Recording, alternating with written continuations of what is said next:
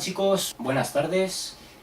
Bueno, vamos a hacer hoy un nuevo bosquejo y en este caso voy a hacerlo, ya lo dije que a mí me gusta ir alternando entre diferentes versiones y bueno, siempre y cuando no se trate a lo mejor de un trabajo escatológico, pues estoy abierto a la posibilidad también de, aunque también sirven estas otras versiones para hacer ese trabajo, de hecho conviene tener varias para poder hacer un análisis más objetivo de determinados versículos, pero bueno, en este caso quiero hacer este bosquejo también con la nueva traducción viviente. Me voy a dejar aquí la Biblia para la predicación, que esta es la Reina Valera de 60, pero personalmente a la gente que a lo mejor de primeras tenga contacto, relación con la palabra, yo la nueva traducción viviente sí la recomiendo. Hay algunas otras traducciones también que podrían ayudar a lo que es la lectura y la comprensión de una manera más simple de la palabra, más sencilla. Yo, por ejemplo, sé que está también la Biblia del lenguaje actual, me parece que se llama, que es también un lenguaje como más fácil de comprender, más cercano, ¿no? Bueno, a nuestra lengua de este momento. Entonces, muchas veces además la gente se lleva al error de pensar que porque haya nuevas traducciones que son Biblias diferentes y bueno, no digo que en las nuevas traducciones pueda haber cambios, incluso cambios importantes que traten de alterar ciertas doctrinas, por eso tampoco conviene andar leyendo quizá cosas demasiado, o sea, demasiadas novedades en ese sentido, siempre y cuando además tengamos bueno, pues textos que tengan ya una traducción de bastantes años, que hayamos podido comprobar también cotejándolo con el texto original que bueno, pues guarda fidelidad, ¿no?, al mensaje. Entonces, bueno, pero sí a veces a lo mejor conviene para tomar un primer contacto empezar con una versión que pueda ser más accesible, ¿no?, en cuanto a comprender y la nueva traducción viviente, personalmente yo cada vez la estoy también tratando de leer más, combinándola un poquito con la Reina Valera de 60 y la verdad que me gusta bastante. Hay también de momento no puedo dar una opinión objetiva, pero bueno, también está la versión textual que tiene una muy buena crítica por parte de muchas personas y yo estoy esperando a recibir una edición y bueno, es probable que también una vez que la tenga pueda presentar algún bosquejo, por probar también, ¿no? Es bueno saber que hay versiones que son más confiables y bueno, pues además ayudarnos con esas variaciones, porque incluso como lo vimos, no sé si quizá este vídeo venga a posteriori o antes, no lo sé, de esa lectura de Gálatas, donde vimos que, por ejemplo, el tema de la virginidad de María, pues en esta traducción, en la nueva versión internacional también, que yo, bueno, no es que confíe 100%, pero la tengo también en cuenta a veces para ver cómo expresan otras cosas, desde que me hice con una versión así chiquitita, y lo deja muy claro, ¿no? Aquí en la Reina Valera 60 se habla de María, José no conoció a María hasta que dio a luz a Jesús, pero aquí en estas versiones de manera clara se dice María no tuvo relaciones sexuales o María no tuvo relaciones conyugales, entonces es evidente, ¿no? Y a lo mejor para esas cosas pues ayuda, ¿no? Para que a lo mejor lo que en una traducción no se nos puede quedar demasiado claro si no atendemos a lo mejor a palabra, porque ahí también se explicó que se dio el razonamiento lógico de que si estuviéramos atendiendo a que esa palabra conocer no tuviera ese sentido, pues realmente lo que estaría diciendo es que José conoció a María, se presentó a María después del nacimiento de Cristo, y evidentemente eso contradiría otras muchas partes donde se nos dice que María y José se fueron a Belén, ¿no? Entonces solo hay una posible lectura y ya desde la propia lógica entendemos que ese conocer nos habla de conocerse en la intimidad, pero si recurrimos a las otras versiones nos ayuda a que comprendamos que la lectura correcta es esa, ¿no? Entonces, pues también es una ayuda tener esas otras maneras en que te lo dicen, que por eso la palabra no se ve alterada, no se ve alterada porque simplemente es una manera de entregarnos la información pues más actualizada a nuestro idioma. Es por eso las diferentes versiones, aunque insisto que puede haber versiones más actuales que se estén haciendo en estos últimos años para tratar de, bueno, de manipular ciertas doctrinas, ¿no? Pero si nosotros tenemos incluso textos originales, o sea, libros que nos den el texto original, pues ahí tenemos una enorme herramienta incluso para identificar todos esos engaños, ¿no? Entonces, bueno, vamos a ir al bosquejo que me ha aparecido en Génesis entre el capítulo 6 y 7 y se titula como Los hombres no quieren, ¿vale? A ver, tenemos... Sí, bueno, esa primera cita que nos dan siempre con el título del bosquejo es parte de el segundo apartado del primer punto, así que no lo vamos a leer. Entonces este bosquejo se compone de 2 puntos, uno tiene 2 apartados y el segundo tiene 4, o sea que va a ser bastante, yo creo que va a ser bastante ligero, bastante breve. Venga, vamos a ir viéndolo desde el principio y nos dice, los hombres no quieren. Y dice, luego de rechazar la oferta de la gracia, como en los días de Noé, sigue el juicio. A ver... Vale, entonces, igual que luego nos da una conclusión de 2 versículos, aquí de inicio también nos dan 2 versículos, como para meternos, enfocarnos en el tema, ¿no? Además, el hecho de que nos hable de los días de Noé es justo lo que Cristo dice también, que así será, ¿no? Como los días de Noé, como en los días de Lot, así será la venida del Hijo del Hombre. Entonces, vamos a Génesis 6:13, es el primer versículo al que nos remite este bosquejo, aunque no es dentro de los 2 puntos. Entonces nos dice, bueno, aquí nos está hablando de un mundo descarriado, aunque ya el versículo 13 está dentro de la historia propia de Noé, ¿no? La historia misma de Noé. Entonces 6:13 y nos dice, entonces Dios le dijo a Noé, he decidido destruir a todas las criaturas vivientes porque han llenado la tierra de violencia. Así es, los borraré a todos y también destruiré la tierra. O sea, y finalmente... Bueno, quizá hasta Dios podía estar diciendo, voy a acabar, claro, pero tenía que proteger a Noé, ¿no? Entonces por eso no podría en sí destruir la tierra de... Sí, lo apagamos y la destrozo, ¿no? O sea, básicamente era destruir todo ser vivo sobre la tierra. Y bueno, pues está claro, el hombre se había descarriado, el hombre ignoraba a Dios, el hombre... blasfemaba a Dios, el hombre le faltaba el respeto, el hombre se reía de los asuntos de Dios y al final tuvo que venir evidentemente el juicio, ¿no? Y además para nosotros poder entender incluso Apocalipsis tenemos que hacer siempre y encontrar datos desde Génesis que nos revelan un montón de claves. Por eso de hecho el mismo Jesús habló de que para los tiempos finales serían como los tiempos de Noé, y es lo que está pasando, es lo que la Iglesia está alertando hoy. La situación social, la situación política, la situación ambiental, todas las señales están dadas que están anunciando el regreso de Cristo. Pasa exactamente lo mismo que pasó en su momento con Noé. Noé estuvo durante 120 años. En cierto modo está pasando algo similar a lo que pasó en la época de Noé. Noé se pegó 120 años avisando, ¿no? Con sus días y sus noches a la gente, arrepentíos, arrepentíos, construyendo un arca cuando no había llovido y la gente se reía, ¿no? de él.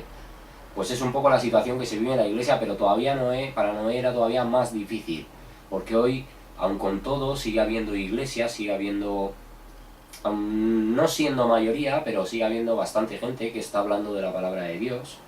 Cada día Dios tiene misericordia de más personas y les permite, ¿no?, entrar a su camino, poder hablar de su mensaje. Pero bueno, es que por eso la situación para Noé todavía era más complicada, porque prácticamente es que él era el único que atendía a Dios. O sea, hay que imaginar cómo estaba entonces la tierra, ¿no? Pero bueno, finalmente la situación, sabiendo que no iba a ser exactamente como nos habla de cómo serían los días, o sea, de lo que habría en general en el mundo, ¿no? Esta situación, de hecho, el juicio mandado en ese momento por Dios fue algo, bueno, pues exclusivo, que Dios mismo se comprometió a no volver a hacer.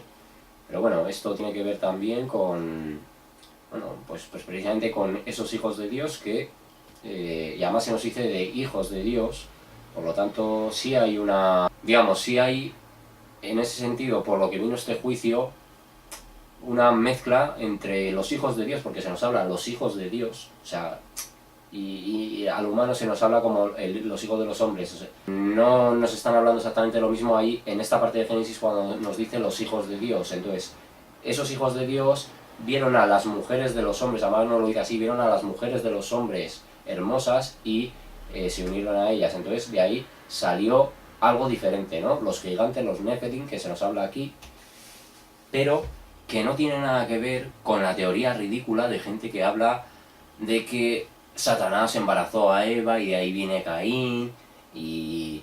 en fin, no sé, es una serie de cosas que no proceden porque no lo indica la palabra ahí.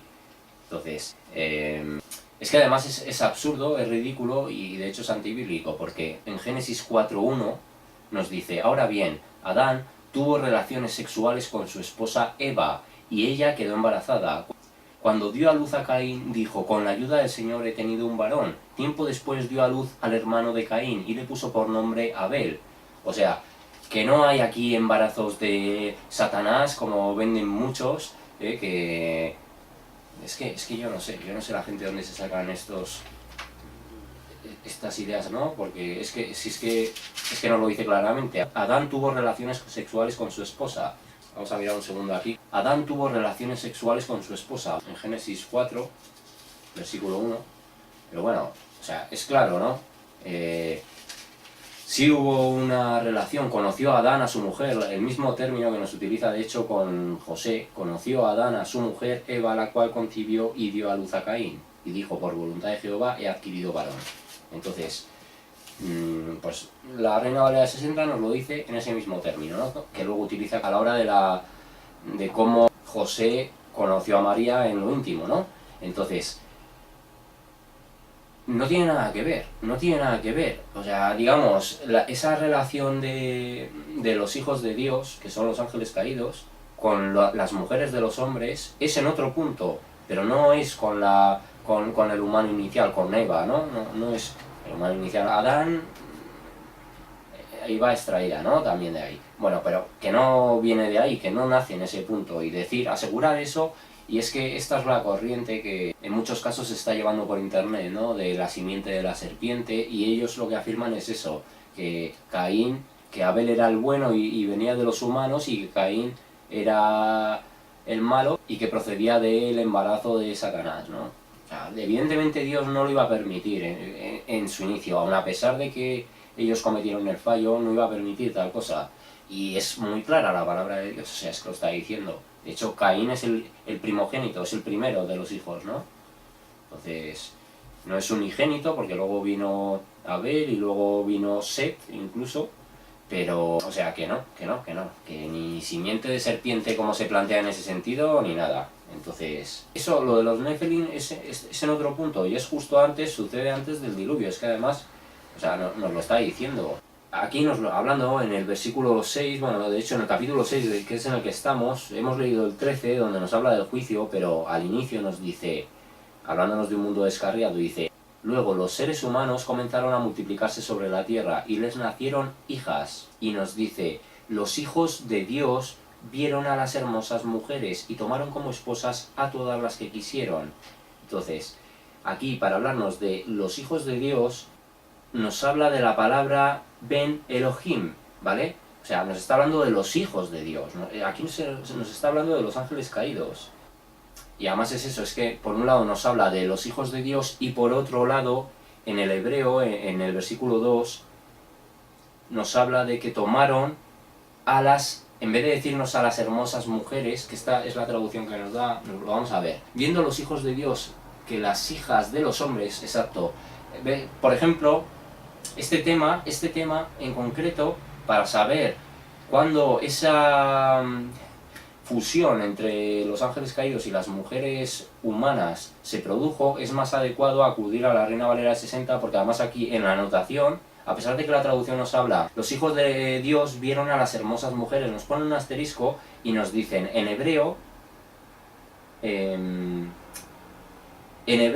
hijas de los hombres. Entonces Dios precisamente aquí nos está diferenciando los hijos de Dios con las hijas de los hombres. Nos está diciendo que hay dos especies diferentes. O sea, que no se trata exactamente de lo mismo, ¿vale? Entonces, tan equivocado es decir, por un lado, que la hibridación ha sido en el momento de Eva, como decir que esto realmente nos está hablando de cosas entre humanos. No, ¿vale?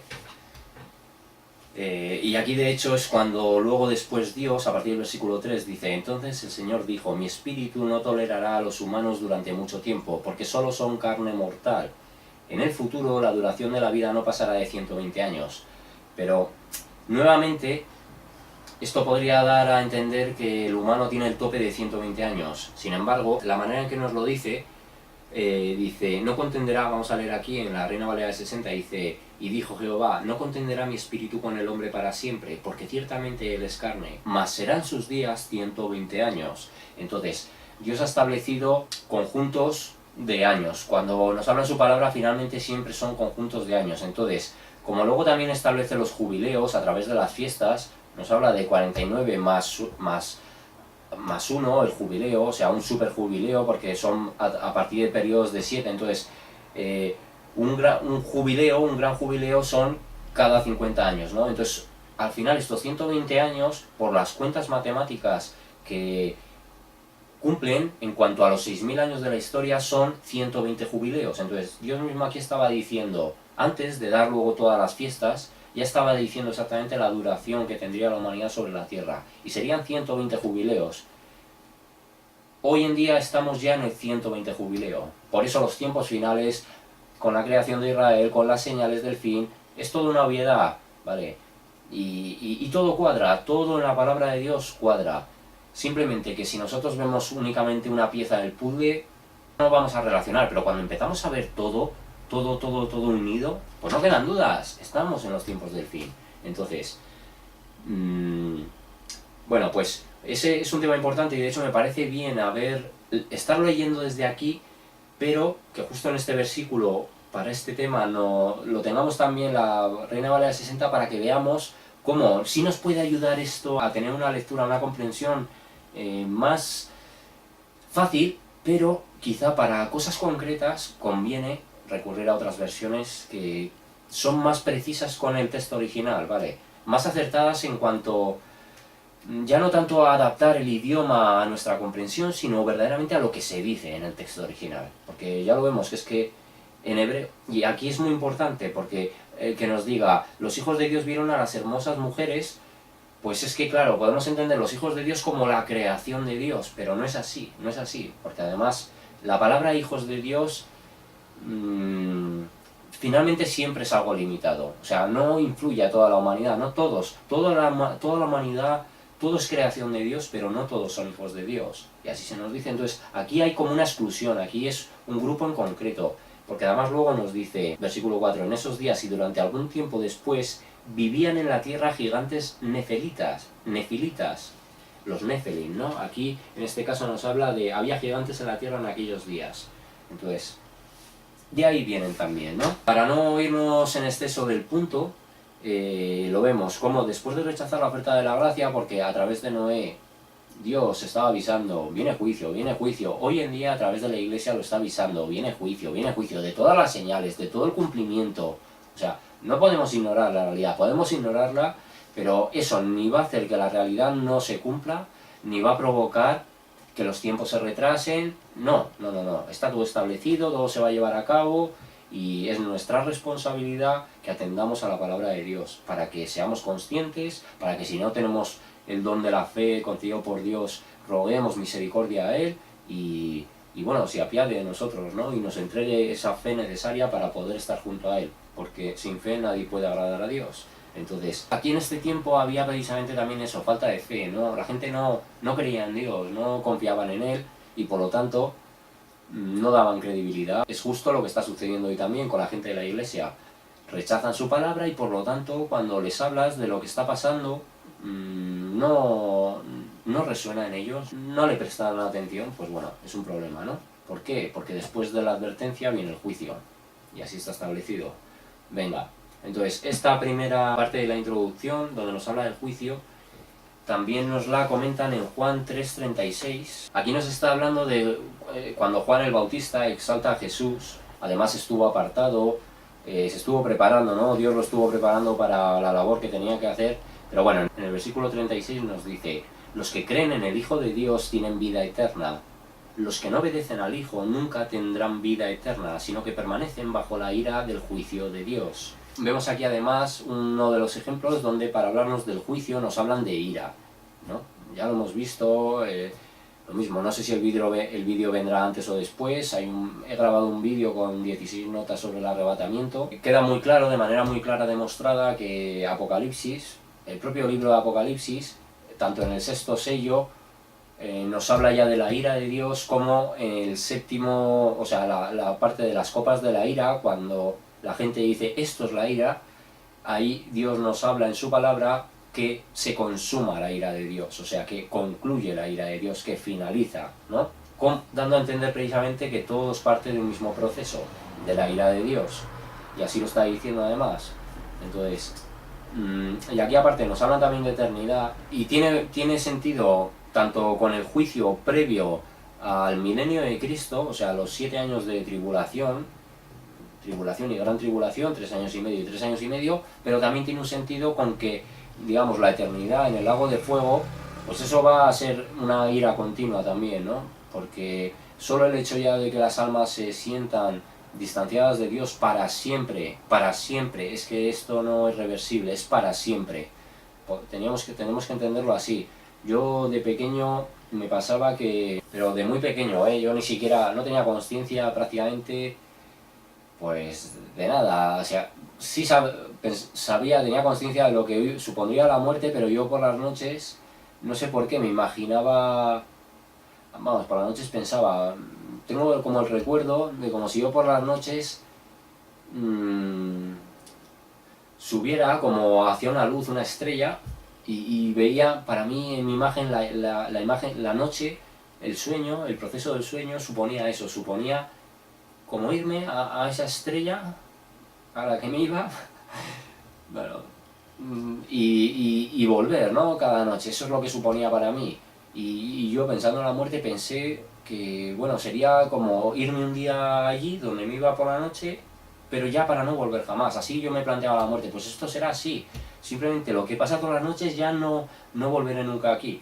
Así chicos, no sé cómo explicaroslo, pero os hablo de, yo qué sé, no sé ni los años que tendría, pero muy poquito, muy pequeño. No tendría, seguramente ni 6 7 años tendría, pero me lo planteaba así, ¿no? Y es precisamente eso. La eternidad finalmente, digamos que es un viaje sin retorno, o sea, que ahí ya no se va a poder solucionar nada. Entonces, lo que tenemos que hacer, lo tenemos que hacer en vida, lo tenemos que hacer aquí y ahora. Bueno, entonces aquí nos puede estar hablando tanto de ambas cosas, vaya, nos puede estar hablando tanto del juicio de Dios previo a la tribulación, o sea, en el momento de la tribulación, previo al milenio, o de esa eternidad que, separados de Dios, supone una ira, un tormento para las almas, ¿no?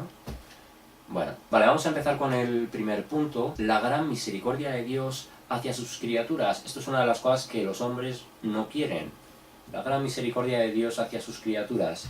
Y no nos movemos porque nos llevan aquí al punto, a Juan 4:11, vale, son luego 2 puntos, pero también, digamos, en el inicio nos dan también una cita, eso también sucede en el segundo.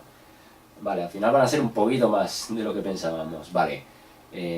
Nos dice, los hombres no quieren la gran misericordia de Dios hacia sus criaturas, Juan 4:11.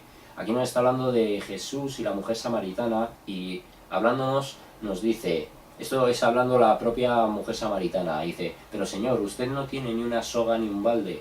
Cuando antes Jesús le había pedido que le diera agua, pero Señor, usted no tiene ni una soga ni un balde, le dijo ella, y este pozo es muy profundo, ¿de dónde vas a sacar esa agua viva?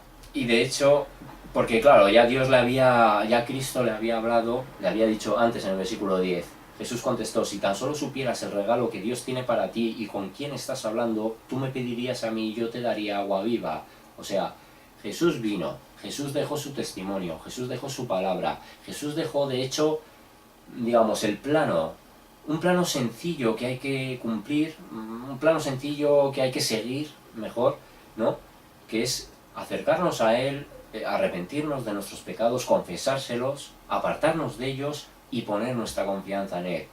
y pedirle que verdaderamente tome nuestra vida, ¿no? Que se haga manifiesto. Es algo tan sencillo, pero que cambia absolutamente el destino, puede cambiar el destino, vamos, de hecho, cambia el destino de un alma, pero porque así está determinado por Dios, ¿no? Pero verdaderamente es tan sencillo, o sea, el arrepentimiento y el perdón que Dios ofrece se ve tan fácil que yo creo que al final las personas no le dan crédito porque lo consideran demasiado fácil, ¿no? Y en las religiones quizá no creen en el mensaje de gracia puro como viene en la palabra, porque lo mismo, consideren que sea demasiado fácil, pero es que es lo que hay, Por eso, luego las excusas no van a ser, es que tenías que haber hecho demasiadas cosas y no has llegado, no has dado el tope. No va a ser así, va a ser, no has hecho algo bien sencillo, lo difícil ya lo hizo él, vino aquí, se entregó, dio su vida como ningún humano hubiera sido capaz de hacerlo, soportando lo que soportó, así que, bueno, es que no sé, ¿qué más?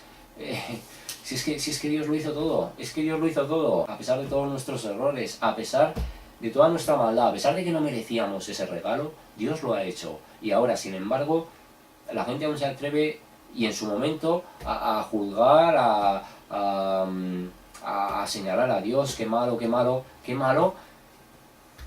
el mismo Dios venga aquí, que una persona de ese mismo Dios venga aquí y se encarne por morir por nuestra culpa, por nuestra sola culpa, cuando Él no tiene responsabilidad en nada de eso.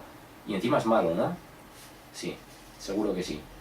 Bueno, entonces, usted no tiene ni una soga ni un balde, le dijo ella, este pozo es muy profundo, ¿de dónde va a sacar ese agua viva? Entonces finalmente es el agua que Jesús ofrece ese agua del Espíritu, ese agua que si nosotros hacemos una verdadera confesión, si nosotros nos rendimos de corazón a Dios, nos va a permitir que el mismo pecado se nos vaya revelando, que nosotros deseemos cada vez más enfrentarlo y desprendernos y bueno, dar ese espacio a Dios, que lo único que va a hacer es llenar de gozo cada día de tu vida, a pesar de que pueda haber dificultades, a pesar de que las cosas no vayan como tú te las planteabas, a pesar de que tengan que cambiar tus planes.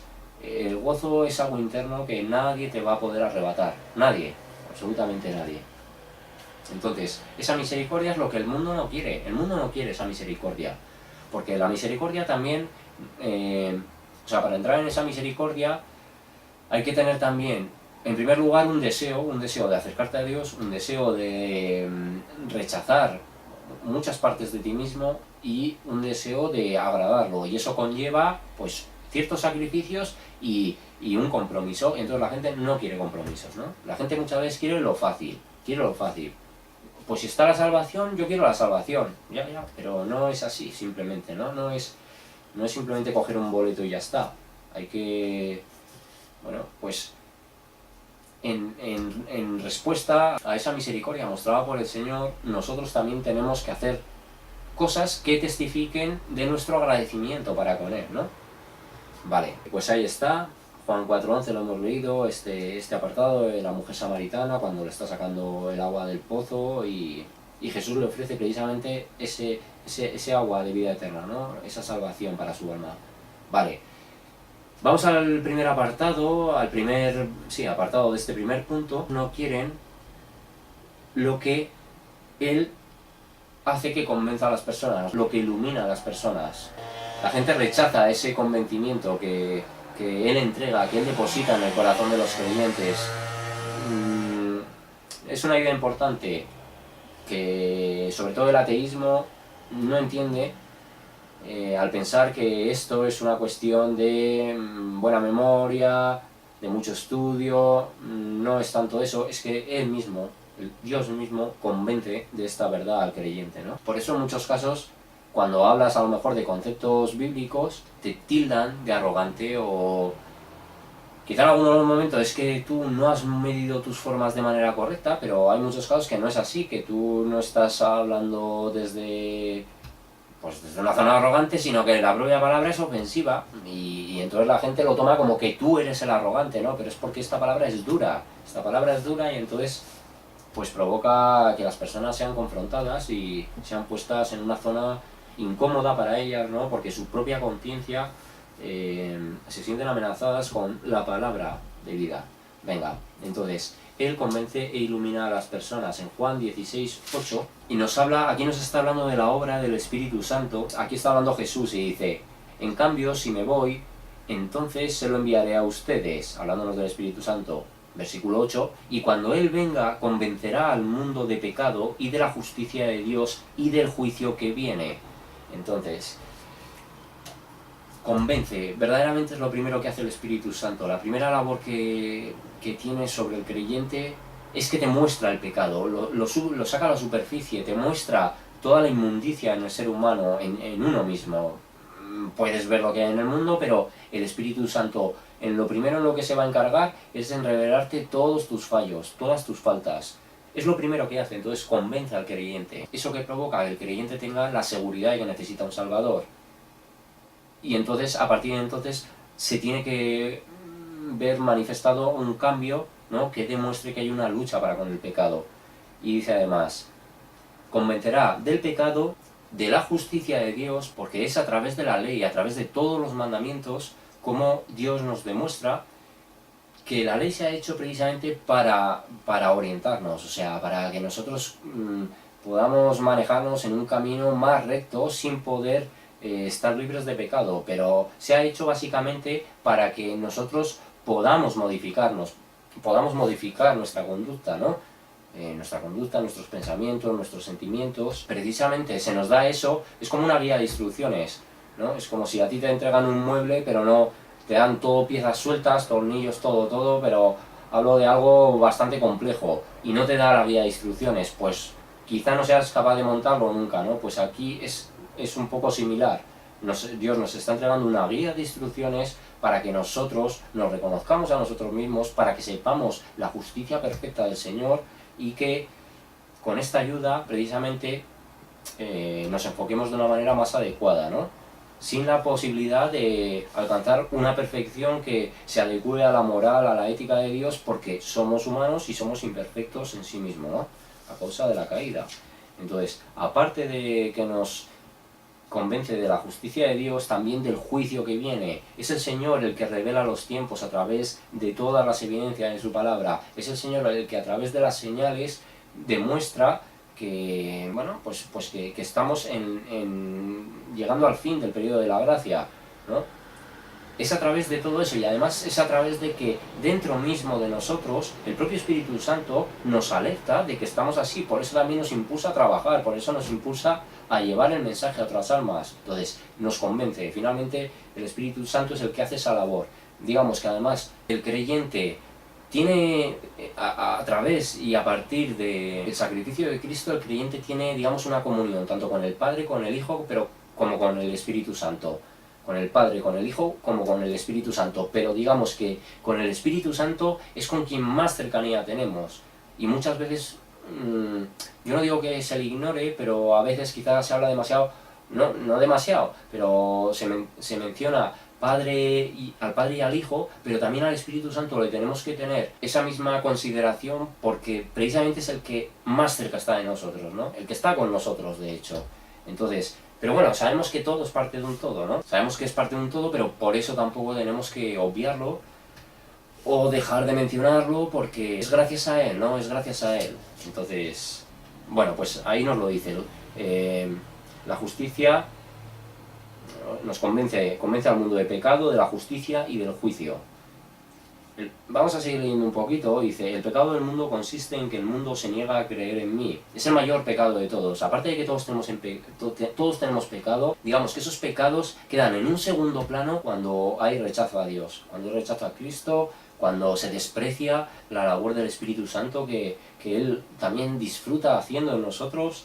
Entonces, lo está diciendo: el pecado del mundo consiste en que el mundo se niega a creer en mí. La justicia está disponible porque voy al Padre y ustedes no me verán más. El juicio vendrá porque quien gobierna este mundo ya ha sido juzgado. Ya ha acabado, ¿no? Virtualmente ha acabado, aunque no se ha manifestado la derrota todavía de Satanás en este mundo. Pero bueno, es claro, es esa misericordia de Dios, es esa entrega que Dios nos hace de una parte de sí mismo, de ese Espíritu Santo que nos dice: aquí podéis gozar y disfrutar de él. Sin embargo, la gente lo rechaza, ¿no? Bueno, vale, entonces, ahí lo vemos, el hecho de que convence, aquí lo vemos, ¿no? El hecho de que él convence e ilumina a las personas a través de su espíritu. Esto también nos lo argumentan en Génesis 6.3. Bueno, como lo estamos haciendo desde aquí, es que lo tengo justo abierto aquí, es en este bosquejo, de hecho es el versículo que nos aparece al principio, y lo podía leer de aquí, de la Reina Valera de 60, pero bueno, vamos a ir a Génesis 3 aquí. Génesis 3, 6.3, perdón. Entonces aquí, hablándonos de ese apartado que hemos tocado un poquito, un mundo descarriado, es la parte que además he mencionado. Entonces el Señor dijo, mi espíritu no tolerará a los humanos durante mucho tiempo, porque solo son carne mortal. En el futuro la duración de la vida no pasará de 120 años. Pero, ya os digo, esta traducción no va tan acertado, porque incluso ha habido personas que sí han vivido más de 120 años. No va tan acertado en cuanto al sentido de Dios, que tenga más que ver con esos 120 jubileos y el hecho de que nos diga aquí. Y dijo Jehová, no contenderá mi espíritu con el hombre para siempre, porque ciertamente él es carne, más serán sus días 120 años. Nos está hablando como de un conjunto de años que luego serían entendidos en cuanto al establecimiento de las fiestas del día de reposo, el jubileo, tal. Entonces, a partir de eso podemos entender que esto nos está hablando más de conjuntos de años, ¿no? Y en la matemática coincide. Entonces, nos decía que ilumina a las personas. ¿Por qué? Porque además lo que nos está diciendo es, mi espíritu no tolerará a los humanos. Y aquí dice, no contenderá mi espíritu con el hombre. ¿Por qué? Porque al contener al espíritu, contiende el propio espíritu de Dios que nos regala con nuestra carne. Entonces está contendiendo verdaderamente. La carne nos impulsa a seguir en el mundo, a recaer en pecados, bueno, pues incluso a desviarnos del camino, y Él es el Espíritu el que nos retiene, el que nos renueva, el que nos entrega nuevas fuerzas, el que nos consuela, el que nos anima a continuar, ¿no? Y el que nos ayuda verdaderamente a resistir, pues bueno, tanto nuestros deseos pecaminosos, nuestros instintos carnales, como las influencias del mundo, los ataques, todas las cosas, es el propio espíritu el que lo consuela. Entonces, al final eso supone un trabajo, o sea, el Espíritu Santo está continuamente trabajando en miles de personas, y por lo tanto no es algo que a Dios le agote, porque no, porque Dios no se agota, pero Dios ha establecido también unos límites, y cuando llegue el momento eso cesará, ¿no? Vale, entonces ahí nos lo dice, Él convence e ilumina a las personas y Él mismo nos transmite los tiempos. Entonces, haced un cálculo bien sencillo, son cada 7 años el jubileo. Digamos, un gran jubileo es periodos de 7 veces 7, ¿no? O sea, 49 años más 1. En el año 50 es ese jubileo. Pues en conjuntos de 50 años, de esos gran jubileos, porque los jubileos sí que son cada 7 años, donde había que dejar descansar a la tierra, pero en esos conjuntos de 7 años, o sea, 7 conjuntos de 7, en esos 49 años más 1, haced la cuenta de 50 por 120. Lo multiplicáis y nos sale el número exacto, porque un día es como 1000 años y 1000 años como un día para el Señor. 6 días hizo la creación, al séptimo descansó, y no descansó por Él, sino que descansó por nosotros, para luego entregarnos ese día de reposo, ¿no? Que el catolicismo se encargó a pasar al domingo, cambiando el sábado, en fin, que para que veamos ya solo la manipulación del catolicismo tenemos que ir a la primera. En Génesis mismo ya encontramos ese cambio, ¿no? También el tema de la idolatría, en fin, suficientes evidencias como para saber que hablamos de la gran ramera. Bueno, no está mal llegarlo a mencionar en este momento. Vale. Vamos al apartado B de este punto 1 y dice, Él habla de diversas maneras.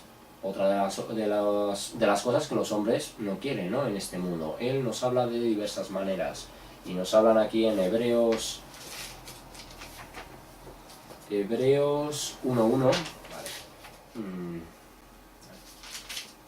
Entonces, aquí nos está hablando de que Jesucristo es el Hijo de Dios. Y nos dice, hace mucho tiempo Dios habló muchas veces y de diversas maneras a nuestros antepasados por medio de los profetas.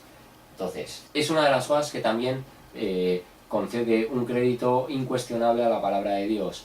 el hecho de que, digamos, la línea argumental, la línea, incluso la manera de expresar, a pesar de que son diferentes autores, diferentes partes del mundo, diferentes periodos históricos, personas que jamás llegaron a coincidir en el tiempo, digamos que es que el lenguaje se nota que no es un lenguaje humano, que no hay, que sí, que se redactó también por humanos, pero es que son las mismas palabras de Dios lo que está, ¿no? Entonces, toda esa digamos, la propia retórica demuestra que hay una unión, que hay una... Bueno, cuando algo es homogéneo, ¿no? Hay una homogeneidad en todo el texto. Entonces, Dios, a través de todos los periodos de la historia, ha anunciado profecía, profecía que se ha cumplido. Ha anunciado profecía, profecía que se ha cumplido. En todos los momentos de la historia, a lo largo del tiempo en el que se fue redactando este texto, Dios estaba dando pruebas. Dios también se manifestó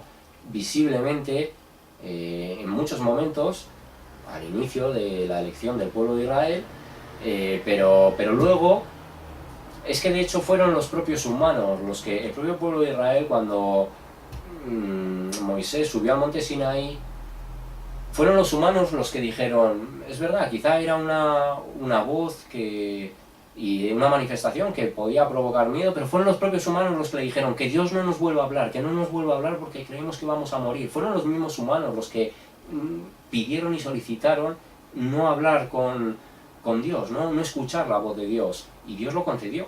O sea, Dios lo concedió. A lo mejor es que precisamente Moisés sí estaba más consagrado a Dios y tenía un nivel más alto de santidad, y por eso a él no le resultaba tan bueno, digamos, no le confrontaba tanto, ¿no? A lo mejor al pueblo que pudiera estar más en pecado, porque luego ahí vino el tema de la idolatría, el becerro de oro. A lo mejor a ellos les causaba, no sé, a lo mejor incluso tenían taquicardias ahí, no sé lo que podía provocar eso, ¿no? Pero ellos mismos pidieron que Dios no nos hable. Entonces Dios muchas veces acepta nuestra petición, no queremos que nos habléis. Pues bueno, así dicen los humanos, no queremos saber de Dios, pues Dios no te revela, no quiero saber de él, pues de acuerdo, que se haga tu voluntad, ¿no? O sea, que si es que Dios es bueno hasta en eso, es bueno hasta en eso. Entonces, aquí nos lo está diciendo de diversas maneras, y hoy en día además no solo habla, sigue hablando a través de su palabra, porque su palabra está vigente y lo va a estar. Cielo y tierra pasarán, mas mis palabras no pasarán, o sea que incluso cuando cielo y tierra pasen, la palabra seguirá estando vigente.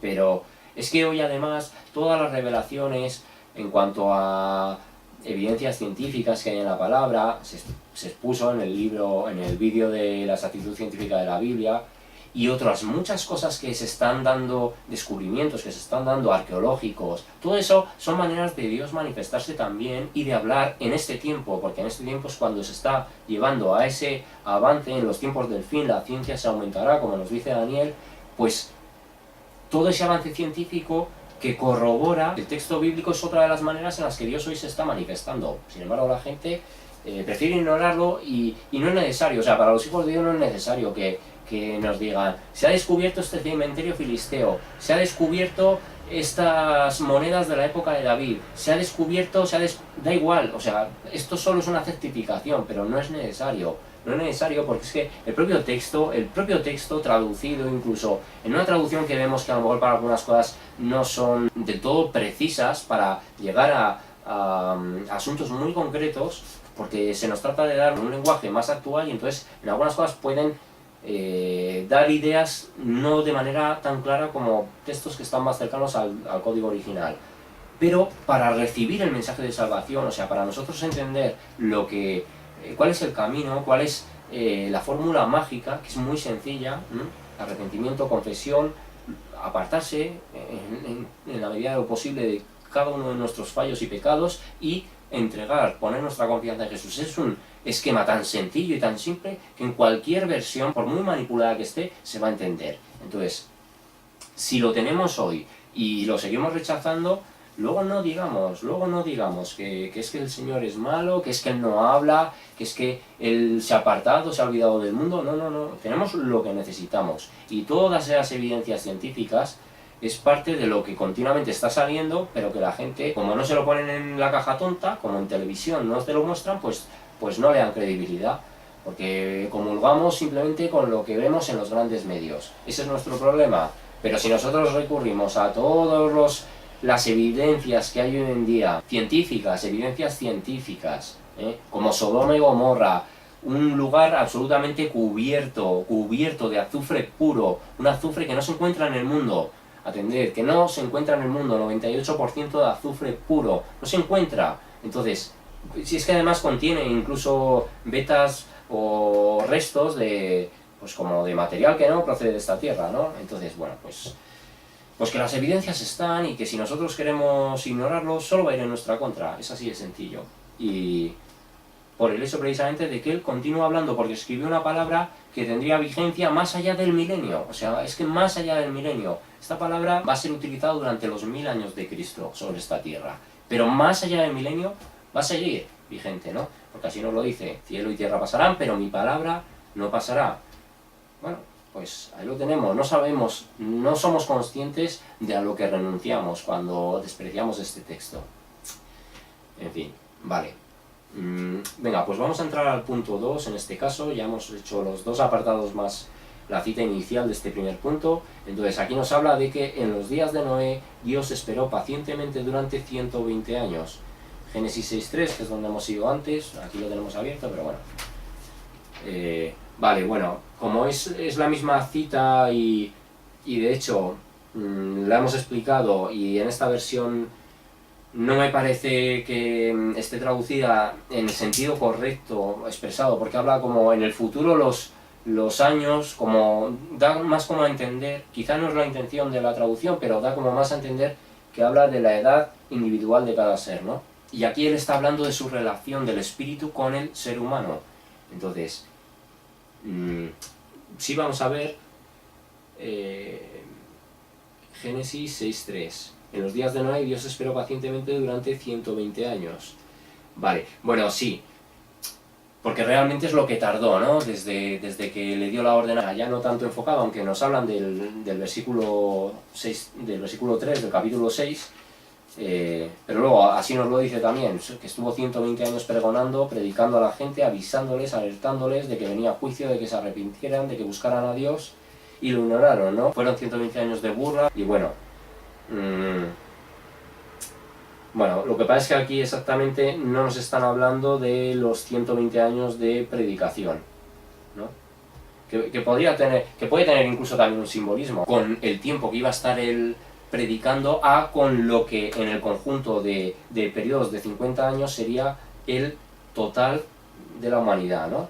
Pero bueno, hoy en día también está esperando, aunque claro, está esperando en el sentido de que lo tiene establecido, pero hay una sensación como de espera porque Dios lleva mucho tiempo alertando, lleva mucho tiempo trabajando a través de diferentes siervos, muchísimos años, incluso siervos que en algunos momentos hayan anunciado, verdaderos siervos, no hablo de gente que conscientemente engaña, sino verdaderos siervos que a lo mejor hayan malinterpretado, hayan hecho una libre interpretación de a lo mejor fechas, tal, hayan anunciado y se hayan equivocado. Eso ha podido dar lugar a que otras personas se conviertan, ¿no? Y Dios también a lo mejor utiliza a esas personas para que haya gente que entre al estudio de la palabra, entre al evangelio, entre al camino, aunque existe el riesgo de que suceda justo lo contrario, ¿no? Que alguien se acerque a la palabra, vea que alguien ha anunciado algo, no se lleve a cabo, no se produzca el cumplimiento, y eso produzca que la persona quizás se decepcione, ¿no? Pero el decepcionarse con un humano en el que a lo mejor alguien deposita su confianza, que no debe ser. Una cosa es que se consideren todas las opciones, que se consideren, que se escuchen varios mensajes. Yo a nivel de profecía como tal, el Señor me dijo que este día, yo a esas cosas recomendaría que no, porque que viene bien también atender a esas cosas, atender relativamente para ver cómo, bueno, pues como hay un cumplimiento profético y del próximo evento profético, el próximo evento escatológicamente hablando que ha de cumplirse es el arrebatamiento, no se puede anunciar ni poner fechas para otras cosas porque el arrebatamiento ha de suceder. Y por lo general, los que hablan de fechas, los que están continuamente anunciando juicio incluso sin dar fechas, pero diciendo antes de que acabe el mes, antes de que llegue no sé qué, esas personas normalmente tienen una mala lectura, una mala comprensión, un mal entendimiento de cómo están los eventos proféticos anunciados en la palabra, y por eso continuamente están errando, ¿no?, en su interpretación. Porque anuncian juicio, juicio, juicio, pero no saben que el arrebatamiento ha de venir antes de que venga el verdadero juicio. Que puede venir catástrofes, que pueden venir algunas cosas, no digo que no, pero no como parte del juicio, sino como parte de ese principio de dolores que se tiene que manifestar, y de hecho que se está manifestando. Entonces, nos lo dice Dios, espera pacientemente. Entonces, el periodo de la gracia está también esperando pacientemente, porque hasta que no se complete el número de los gentiles que ha de convertirse, pues no sucederá el arrebatamiento, pero no quiere decir que Dios va a estar esperando diciendo, venga, conviértete que tengo que venir, sino que todo está ya establecido. Dios sabe perfectamente quién es esa última persona que se va a convertir para que suceda el arrebatamiento y los juicios y los tiempos del fin de los 7 años lleguen, ¿no? Pero bueno, mientras tanto está viendo esa misericordia, está viendo esa paciencia. Entonces es nuestra responsabilidad aceptar y aprovechar esa posibilidad esa oportunidad que nos está dando el Señor, ¿no? Vale, esto mismo que en los días de Noé Dios esperó pacientemente, nos lo argumentan en segunda de Pedro 3.15. Segunda de Pedro 3.15. Aquí nos está hablando de que el día del Señor se acerca, y dicen: y recuerden que la paciencia de nuestro Señor da tiempo para que la gente sea salva. Esto es lo que nuestro amado hermano Pablo también les escribió con la sabiduría que Dios le dio, al tratar estos temas en todas sus cartas. Entonces, eso es un mensaje finalmente constante, que tiene que impulsar a la Iglesia a buscar llevar el mensaje a las personas que todavía no están convertidas, como a las personas que renuncian a esto, quizá viendo la situación mundial replantearse y simplemente decir, bueno, voy a tomar la decisión de leer la palabra desde una actitud sana, voy a dejarme de prejuicios, voy a dejarme de decir que la palabra está manipulada, que hay 1.000.000 de Biblias, que hay muchas más, pero no es 1.000.000 de textos diferentes, ¿eh? No es que uno nos hable de física, otra de informática, otra de matemática, no, es todo el mismo texto, pero como vemos hay unas ciertas variaciones para acomodar la comprensión que, bueno, pues en algunos casos a lo mejor no son adecuadas, pero digamos la base del texto, la base, el mensaje del Evangelio, ese perdón, esa misericordia, digamos, las claves básicas están dadas, ¿no?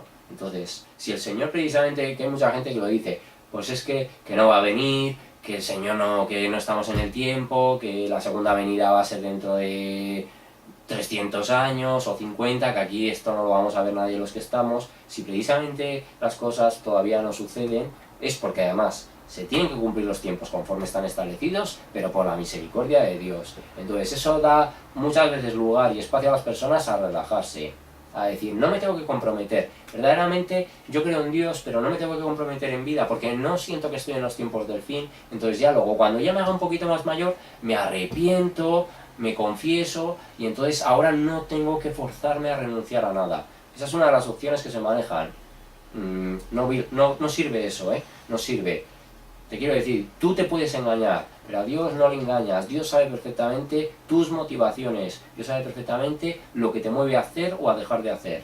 Entonces, si dentro incluso de la Iglesia estamos tomando ese tipo de actitudes, pues va a tener consecuencias, evidentemente. Bueno, pues ahí está. Recuerden que la paciencia de nuestro Señor da tiempo para que la gente sea salva. Entonces, esa misma actitud de a lo mejor decir, bueno, sí creo en Dios, pero no me voy a esforzar hasta dentro de unos cuantos años para no renunciar ahora a cosas que me gustan, eso puede demostrar que la gente, aunque cree en Jesús o cree en su historia, no es salva. Eso puede demostrarlo, porque si el compromiso nos lleva a posponer algo, entonces eso puede demostrar que no es salvo, ¿vale? Esto es una cuestión del tema de la salvación, se pierde, no se pierde. No se pierde la salvación porque no se puede ganar. Y como tú no puedes hacer nada para conseguir la salvación, no hay nada de lo que tú hagas que te la va a hacer perder. Así es, hay que entenderlo. Pero, sin embargo, si tú, considerando que tienes la salvación, te llevas al error de pensar que puedes hacer lo que te dé la gana, entonces no eres salvo, ¿vale? Sin embargo, si eres salvo, vas a tratar de cambiar todo aquello que ofende a Dios y que es contrario a su voluntad y a su palabra. Vale, venga. Esperó pacientemente durante 120 años, ya lo hemos leído. Vamos al primer apartado de estos tres, de este segundo punto. En el caso de los moradores de Nínive, Dios esperó 40 días. En Jonás 3:4 y nos dice, el día que Jonás, aquí es cuando ya Jonás va a Nínive después de haber estado intentando esquivar a Dios, después de, bueno, haberse intentado librar por todos los medios, pero finalmente es que la voluntad del Señor es invariable, o sea, lo que Dios establece, lo que Dios determina, lo que Dios ha destinado, sucede sí o sí, aun a pesar de nosotros, ¿vale? Aun a pesar de que nosotros pongamos obstáculos, pongamos barreras, nos obcequemos en no querer colaborar, todo se lleva a cabo, ¿no? Él es soberano. Jonás va a Nínive y nos dice, el día que Jonás entró en la ciudad, proclamó a la multitud, dentro de 40 días Nínive será destruida. Entonces, Dios le dio 40 días. ¿Qué pasó? Que esas personas creyeron a Jonás, se humillaron delante de Dios, se arrepintieron de corazón. El propio rey de Nínive, cuando lo leemos a partir del versículo 6, oyó lo que Jonás decía, bajó de su trono, se quitó sus vestiduras reales, se vistió de tela áspera y se sentó sobre un montón de cenizas. Entonces el rey y sus nobles enviaron el siguiente decreto por toda la ciudad. Nadie puede comer ni beber nada, ni siquiera los animales de las manadas o de los rebaños. Tanto el pueblo como los animales tienen que vestirse de luto y toda persona debe orar intensamente a Dios, apartarse de sus malos caminos y abandonar toda su violencia. Quién sabe, puede ser que todavía Dios cambie de parecer, contenga su ira feroz y no nos destruya. Esa fe que demostró el rey, esa determinación que demostró, fue lo que salvó a ese pueblo. Todo el pueblo se comprometió, es lo que tenemos que hacer hoy. Dios también nos habla en Jeremías, me parece que es que si nos arrepintiéramos todos, Él podría variar las cosas, pero sabe que no va a suceder, ¿no? Así como Él sabía que Nínive se iba a arrepentir, por eso mandó además a Jonás. Por eso tal vez Jonás en su interior conocía que Dios los iba a perdonar finalmente porque se iban a arrepentir y no quería hacerlo. De hecho luego le reclama, si sabías que se iban a arrepentir, ¿por qué no los perdonaste? Pero porque... O sea, ¿por qué no evitaste que yo fuera y quedara con un falso? Porque si no, sin la intervención de Jonás, sin la aparición de Jonás en ese pueblo, el rey no hubiera decretado esto, el pueblo no se hubiera arrepentido. Entonces, ¿cómo Dios nos puede perdonar nuestros pecados si nos arrepentimos? Si le pedimos de corazón perdón, si nos volvemos a Él. Es de la única manera. Dios no te puede perdonar si tú no confiesas. Simplemente no confiesas, entonces es algo que Dios no te puede perdonar. Y mientras el humano no se considere pecador, no hay nada que hacer en ese sentido, ¿no? Es clave confesar nuestros pecados, apartarnos de los caminos y rogar misericordia a Dios, para que si no hay fe, que nos la entregue, para poderlo conocer. Bueno, pues aquí vemos 40 días, ¿vale? A diferencia con Noé fue algo que se extendió mucho más en el tiempo, 120 años, pero aquí fueron 40 días, tampoco fue de un día para otro, hubiera sido complicado, pero 40 días, y 40 días el pueblo demostrando verdadero arrepentimiento.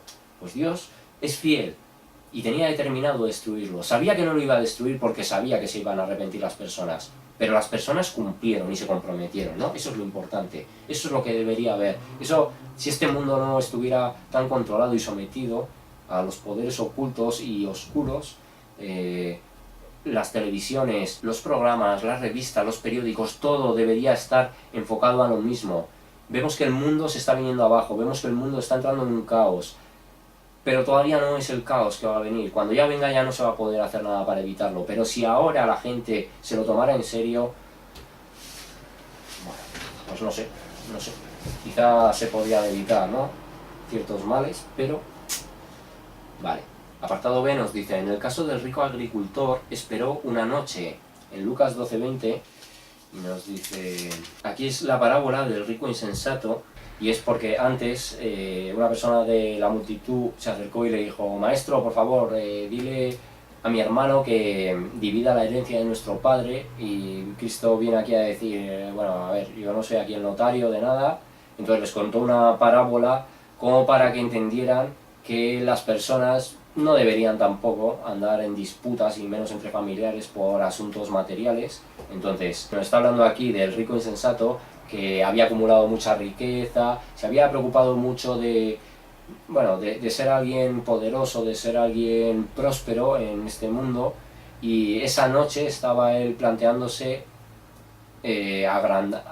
ampliar su terreno para meter todas sus riquezas, ¿no? Para, sí, bueno, para seguir acumulando. Entonces, en el versículo 12-20 nos dice, vamos a ver un poquito antes, dice, entonces pensó, ya sé, tiraré abajo mis graneros y construiré unos más grandes, así tendré lugar suficiente para almacenar todo mi trigo y mis otros bienes. Luego me pondré cómodo y me diré a mí mismo, amigo mío, tienes almacenado para muchos años, relájate, come y bebe y diviértete. Es un poco la visión que hay en el mundo, ¿no? Trabaja, sal, disfruta, no pienses, no te compliques, no seas demasiado trascendental, no seas místico, no seas religioso, disfruta de la vida, que son 2 días, pues precisamente, ¿no? Versículo 20 dice, pero Dios le dijo, necio, vas a morir esta misma noche, ¿y quién se quedará con todo aquello por lo que has trabajado? Acabamos de leer el versículo 21 para finalizar este apartado. Así es, el que almacena riquezas terrenales, pero no es rico en su relación con Dios, es un necio. Entonces, queda claro, en última instancia, no hay nada que nadie se pueda llevar, entonces, tampoco tenemos garantizado qué día del calendario determina nuestro final. No podemos pasar una vida sin darle un espacio a Dios, porque aquí es una parábola y le da un día, ¿no? Le da un día, aún estaba teniendo una oportunidad de arrepentirse, ¿no? Pero bueno, en este caso finalmente es una parábola. Pero lo que quiere decir es que incluso a lo mejor Dios en algunos momentos pueda llegar a conceder, pero cuando la muerte es prematura, si no tienes, esto ya se dijo en otro momento, a lo mejor hay una persona que, por lo que sea, pongámonos, tiene un accidente, no se queda en coma, pero bueno, tiene una gravedad y tiene a lo mejor unas horas de... Aquí, ¿de cuánto nos habla? Esperó una noche. Bueno, pues justo nos sirve este ejemplo, una persona que está grave y finalmente acaba falleciendo, ¿no? Tiene unos segundos ahí. A lo mejor Dios sí le permite el arrepentimiento y puede finalmente alcanzar la salvación de su alma. Pero a lo mejor esa persona no tiene ese momento, ese periodo de esas horas entre que es trasladado al hospital y acaba falleciendo para tener ese momento, ¿no? A lo mejor de intimidad con Dios y de confesar sus pecados, arrepentirse y que el Señor tenga misericordia de él. Puede haber una muerte absolutamente prematura, nadie sabemos cómo vamos a morir, por lo tanto, quizá incluso en esta generación no muramos todos, pero por lo tanto, como no sabemos nuestro destino, si eso llega, pues finalmente, y no ha habido un espacio a Dios, es condena, ¿no? Dice, así es el que almacena riquezas terrenales, pero no es rico en su relación con Dios. Es un necio. Y además así, necio, vas a morir esta misma noche, ¿y quién se quedará con todo aquello por lo que has trabajado? ¿De qué sirve trabajar tanto para este mundo si a lo mejor pasado mañana ya no estamos aquí? ¿De qué sirve? Y más si no tienes en cuenta a Dios. No supone solo trabajar en esto también y obviar a lo mejor todo lo demás. Pero si tenemos que ponernos a elegir, vale más enriquecernos de todo lo que sea palabra de Dios y nuestra relación con Dios que emplear nuestra energía en conseguir algo material. Bueno, pues aquí lo vemos a pesar de que es una parábola, pero nos ejemplifica de manera muy clara lo que además sucede con las personas que no tienen un espacio de tiempo para arrepentirse, ¿no? Entonces, bueno, vamos a ver con Belsasar, que esperó apenas unas pocas horas. Y finalmente a las personas que les concede esa salvación en esos instantes, a lo mejor justo antes de morir, es porque así estaba determinado por Dios. O sea, a Dios no se le escapa a ninguno. Pero bueno, más vale, ¿no? Que debido a su misericordia formemos parte de esas personas a las que Dios sí tiene en cuenta. Bueno, venga, entonces en Daniel 5:30... En este caso, Belsasar, que era el sucesor del rey Nabucodonosor, digamos, de las copas de cubertería que había traído a Babilonia, que era del templo, lo habían robado del templo, se habían apropiado del templo, ellos en vez de a lo mejor tener un respeto, mantenerlo al margen y decir, bueno, lo hemos quitado los judíos, pero lo dejamos ahí, ellos cogieron y este rey mandó que trajeran esas copas que habían tomado del templo para servirse esa noche vino y tal. Entonces, sucedió una manifestación sobrenatural. y es que en la pared apareció el mensaje Mene, Mene, Tekel y Parsin. El significado de estas palabras es Mene contado, que Dios ha contado los días de su reinado y le ha puesto fin. Tekel significa pesado, usted ha sido pesado en la balanza y no dio la medida. Y Parsin significa dividido, su reino ha sido dividido y dado a los medos y a los persas. Entonces, como Daniel había dado la verdadera interpretación de ese mensaje que había aparecido en la pared después de que se estuvieran sirviendo con ese vino, este rey que conocía lo que le había pasado a Nabucodonosor, que Dios lo había desterrado fuera y lo había mandado al campo como una bestia salvaje, así yo creo además que se lo expresa.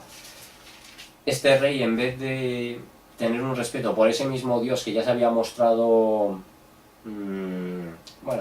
severo con quien se había exaltado demasiado, como fue Nabucodonosor, pues este rey decidió ignorarlo. Sin embargo, le vistió de púrpura y de joyas, y dice: entonces, por orden del rey Belsasar, vistieron a Daniel con mantos púrpuras, le pusieron una cadena de oro en el cuello y le proclamaron el tercero en importancia en el reino, a pesar de que Daniel estaba pidiendo que no se lo pusieran. Pero esa misma noche, versículo 30, Daniel 5:30, esa misma noche mataron a Belsasar, rey de Babilonia. Bueno, vamos a leer además aquí la nota. Los persas y los medos conquistaron Babilonia en octubre del 539 a.C. Y Belsasar era, el rey de los caldeos, ¿no? Entonces, esa misma noche le mataron, o sea, Dios ya le profetizó que acababa su reino y acababa en esa misma noche, ¿no? Le dio unas horas también. ¿Se arrepentiría? Eso ya no lo sabemos. Y en el 31, versículo 31 nos dice: y Darío el Medo se apoderó del reino a los 62 años de edad. Entonces, como vemos aquí, esperó apenas unas pocas horas, pero tuvo la interpretación de Daniel. O sea, Dios le envió a una persona para que le pusiera en cuenta de lo que iba a pasar. A lo mejor también el rey, no se puede decir, no se puede asegurar, pero a lo mejor el rey se confió. Lo estamos viendo, pues no sé, quizá fue perdonado, quizá tuvo ese tiempo para arrepentirse, quizá no, no está claro, ¿no? Pero Dios le concedió tiempo, le envió a una persona, le dio la interpretación, le dio el mensaje, le dio la opción de arrepentirse, y unas horas después falleció. Pudo arrepentirse, tuvo la opción, ¿lo aprovechó? No lo sabemos, ¿no? Bueno, pues es importante que todas las opciones que Dios también nos entregue, porque veamos un vídeo por casualidad, porque una persona nos hable, porque encontremos un artículo, porque escuchemos una conversación, todo eso son señales y pues exhortación por parte de Dios, ¿no? No hay coincidencias en ese sentido. Bueno, vamos entonces al punto, ya hemos acabado el apartado C, vamos a lo que nos dice, el día de salvación está llegando a su fin, lo cual implica el fin de toda esperanza para todos aquellos que no den media vuelta. En Jeremías 8:20 nos hablan de esto, que ya es el cierre. Nos queda este y otro versículo y ya lo damos por concluido. Entonces nos dice, nos habla eso, ¿no? Que el día de salvación, que el periodo de gracia, que el hecho de ser salvos ya por fe, porque en la gran tribulación constarán también las obras, va a haber que resistir, va a haber que en algunos casos ser mártires, pues el día de la salvación está llegando a su fin, lo cual implica el fin de toda esperanza para todos aquellos que no den media vuelta, que no se vuelvan a Dios. 8:20, y nos dice: ya se acabó la cosecha y el verano se ha ido, se lamenta el pueblo, y todavía no hemos sido salvados. Es justo lo que está pasando. Se está viendo que todas las señales están, que el cumplimiento profético está en nuestra cara, y sin embargo vemos que la gente sigue ignorando la realidad, que la iglesia en muchos casos sigue dormida, que muchos solo quieren conciertos, que quieren fiesta, que quieren sentir mucho, pero no recibir enseñanza, no colaborar a la exhortación transmitiendo esa misma enseñanza, porque si no la recibes no la puedes compartir, ¿no? Es evidente que primero hay que integrarla. Entonces se está diciendo: ya se acabó la cosecha, el verano se ha ido, estamos en ese tiempo. Las señales, la generación de Israel, los 120 jubileos, los años del calendario judío, todo son señales, todas las señales en el cielo, en fin, hay un montón de señales que nos indican que estamos en el tiempo del fin, Vamos a Efesios 2:12, ya para concluir, último versículo, y nos dice, aquí nos está hablando, en el primer apartado nos habla de vida nueva con Cristo y luego nos habla de unidad y paz por medio de Cristo. Y es a partir de este apartado donde vamos a leer y nos dice: en estos tiempos ustedes vivían apartados de Cristo, no se les permitía ser ciudadanos de Israel y no conocían las promesas del pacto que Dios había hecho con ellos. Nos está hablando de un tiempo pasado, nos está hablando de que Dios, a pesar, todo estaba establecido por Él, todo estaba proyectado para que el Evangelio también nos llegara a los gentiles, pero no hubiera tenido tampoco la necesidad de hacerlo. Simplemente su misericordia hizo que su pacto de gracia alcanzara a toda la humanidad, pero podía haberse quedado simplemente y decir: yo voy a sacar lo mío de Israel. Podía haberlo hecho y sin embargo decidió contar con todos nosotros, ¿no?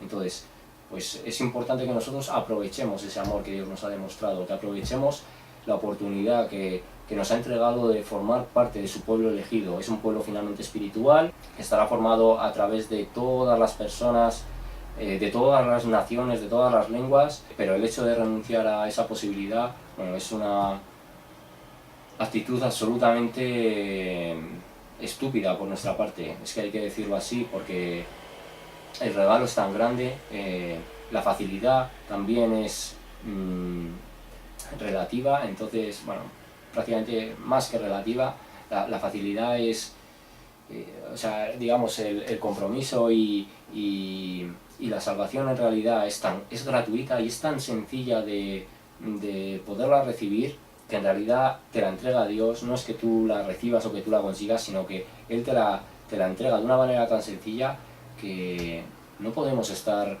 todavía con juegos de niños, no podemos estar además creyéndonos que ya estamos en la salvación pero que no tenemos nada que hacer. Entonces, bueno, pues empezamos a mostrar que sí queremos la verdad de Dios, sí queremos su camino y sí queremos estar formando parte de su gracia. Vale, chicos, pues nada, nos vemos en un siguiente bosquejo, cuidaros mucho y que Dios os bendiga.